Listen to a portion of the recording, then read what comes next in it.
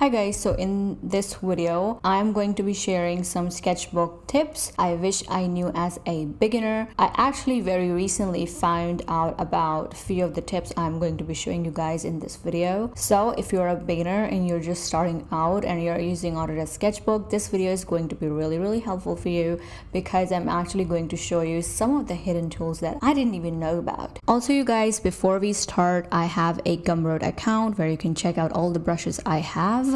I have some free brushes, I have some paid brushes you might want to check out. Also, if you want to hire me as your artist, you can always head up to my Instagram, just slide into my DMs, or just hit me up on Fiverr. So without any further ado, let's just jump right in. So the first tip is that you can change the brush type of every brush you have in the brush library. By that, what I mean is you can change any brush to a marker, to a standard brush, smudge brush, glow brush, eraser, colorless brush, and whatnot. They have plenty options right here. You can even change the blending mode of this brush, of any brush. So what I did here, I placed this color in a lighter color just to check how it works if I change it to a colorless brush. I was going to say smudge brush, but I actually changed it to colorless brush, and I wanted to see how it actually acts. And I also kind of adjusted the flow and the strength of the brush, because if I am changing it to a colorless brush, I might as well make sure that the flow is not up to the max, because that's not what we want. We just want it to be very subtle when we are changing it to a colorless brush, and it actually worked really well. And the fact that this colorless brush, or this brush, actually kept its texture, its original texture, even when I changed it to a colorless brush, is incredible. I feel kind of like a fool that I did not discover it, and I actually discovered this feature very recently, so I kind of feel like a fool, but this is incredible. I did not know that Sketchbook had this feature. I used to think, okay, only Procreate has this feature where every brush you are using, you can actually use it as a blending brush, but this is incredible. Even Procreate doesn't have this kind of setting on their app. So this tip is incredible. I would highly recommend you guys using it. So I'm pretty sure a lot of you guys already know about this next tip, but you can actually go ahead and tap onto the brush and go ahead and tap onto the advanced settings of the brush, and you can actually create your own brush. I don't know if you can duplicate a brush, but I really tried my best to find it, but I couldn't find any option where you can actually duplicate a brush and then change it. But I was surprised to see that you can actually change the shape of the brush. They have a full library filled with different shapes and also textures of a brush. So you can literally change the whole brush from shape to texture, from pressure and whatnot. So I always kind of use these settings. I usually just use flow with heavy pressure, flow with light pressure kind of settings only. I actually never really checked what other settings they have, but I was quite surprised that they do have options to change the texture and the shape of the brush as well. So that is also pretty amazing, considering the fact that this app is absolutely free. Another tip is that you can randomize your colors. What you need to do is you need to click this arrow kind of icon, and once you do that, you need to decide what kind of colors you want. Do you want them to be highly saturated, highly desaturated? What is the hue? How light do you want them to be? And once you select that, you can actually get different color with a different stroke. That is something you need to keep in mind, that you have to actually lift your pencil or pen up and draw again or draw another stroke for you to get another color.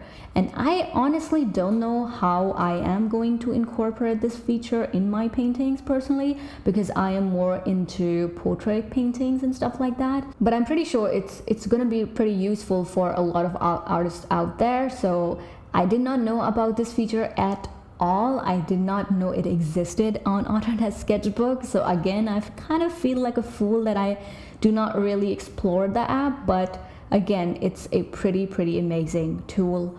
Another tip, I'm pretty sure again that you already know about it, but I am pretty sure there are still a lot of people who don't know about this, is that whenever we are drawing, we get this really weird kind of lines. They are not at all straight. So you can just select this little S kind of icon, which means predictive stroke. What it does, if you're drawing a square and your lines are not neat and precise, it's just gonna predict that you are drawing a square.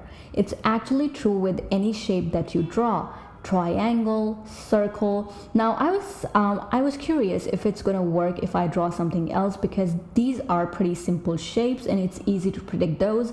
But then I decided to draw this wavy kind of line, and it was really messy, but it actually smoothed that line out really well. So yeah, that's that. Another tip or tool that I really like is the transform tool. Not only that you can change the size of your shape or change its position, you can also change its perspective. And I really like this tool. If you are somebody who kind of struggle with perspective, like drawing it from scratch, then this tool can be pretty handy. And yeah, that's that. And you can actually do a lot of other stuff with this transform tool. You can actually flip your drawing horizontally or vertically, or you can just rotate it. It's like pretty simple tools, but I just wanted to include this tip or this tool because a lot of people still don't know that this exists on Autodesk Sketchbook, or maybe they have not used it yet. Building on perspective, if you are somebody who is into architectural drawings, Autodesk Sketchbook has